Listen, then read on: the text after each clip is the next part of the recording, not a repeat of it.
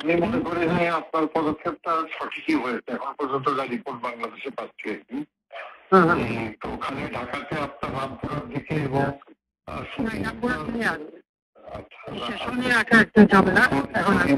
কিছু বন্যায় 41টা অনেক মাদ্রাসা মাদ্রাসা আছে, ওই ব্যবস্থা দেওয়া হচ্ছে,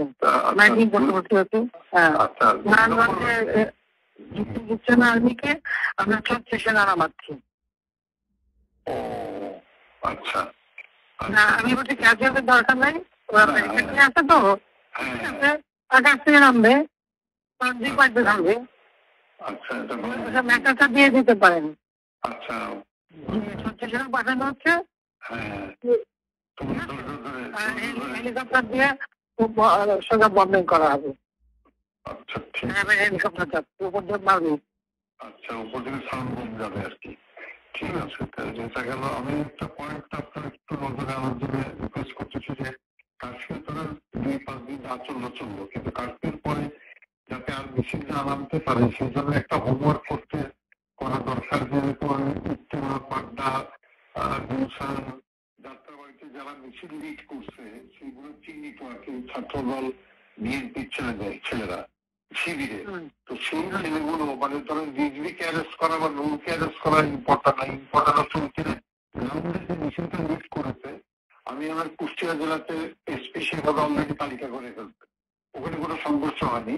একটা ছোড়ার মধ্যে খালি একজনের পায়ে রাখতে উনি ম্যানেজ করছে, উনি অলরেডি কম্পিউটারে বসে ছবি দেখে ছেলেগুলোর তালিকা করতেছে। আমি বললাম যে ছেলেগুলোকে আজকে রাত্রের ভিতরে পিক আপ করে দাও, মিছিলটা লিড না করতে পারে। আমি ঢাকা শহরের জন্য বলছি যে আপনার গোয়েন্দারা নিশ্চয়ই এই তালিকাটা করতে পারবে যে উত্তরায় কারা।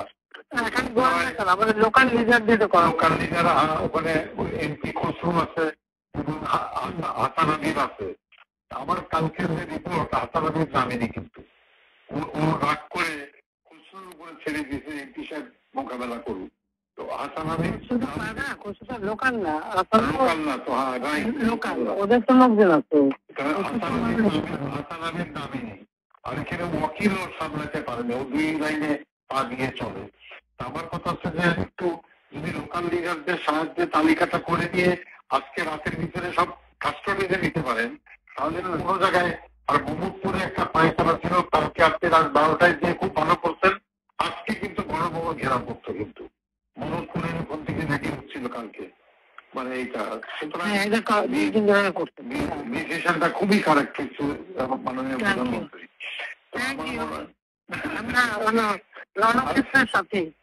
রণক্ষেত্রের সাথে আপনি একটু দয়া করে মানে এই পিক আপটা করতে বলেন, উপরে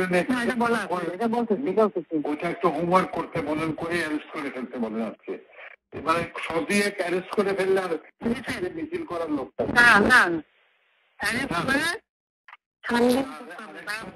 আরেকটা রিকোয়েস্ট আমার, যে ইন্টারনেটটা আমার মনে হয় চালু করতে পারে, এটা আমাদেরই কাজে লাগবে।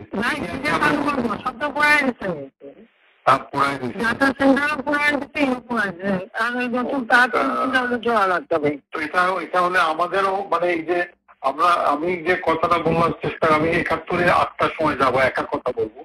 আমি বলবো যে সরকারের সঙ্গে কোটা আন্দোলনকারী পুরো বিরোধটাই সরকারের সঙ্গে বিরোধত্বে নাশকতাকারী বিএনপি জামাতের। আপনি বলেছেন এই জিনিসটা প্রোপাগান্ডায় আনতে হবে। যদি ইন্টারনেট থাকে, গণমাধ্যম দিয়ে আমরা পুরো নিউজে ট্র্যাক করে দিলাম যে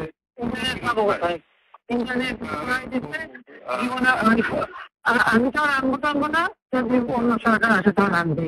আমি দিচ্ছি ইন্টারনেট, ওরা পুরো থাকুক, বাংলাদেশে সরকার আসবে না, অন্য সরকার আসবে আসুক না। আমি যাচ্ছি এখন, জামাত সাহিত্য আপনার যারা যারা লোক আছে তালিকা যদি আপনারা করেন, আমরা করাচ্ছি। জামাত শিবিরের আবার মেরুদণ্ড ভেঙে দেন ঢাকা শহরে একেবারে। আমি বাদ বাকি আমাকে যেটা বলবেন আমি ইনশাল্লাহ করবো। না ওই তালিকাগুলি একটু করে ফেলেন, আর নিজেগুলি এই সুতা যা পারেন ওই শিবির যে করা আছে যা আছে তদ্দূর পারেন ওই আমার বুঝছি না আমি, নেই। বুঝছি ওকে, আমি, বুঝছি। ঠিক আছে, আচ্ছা। জি।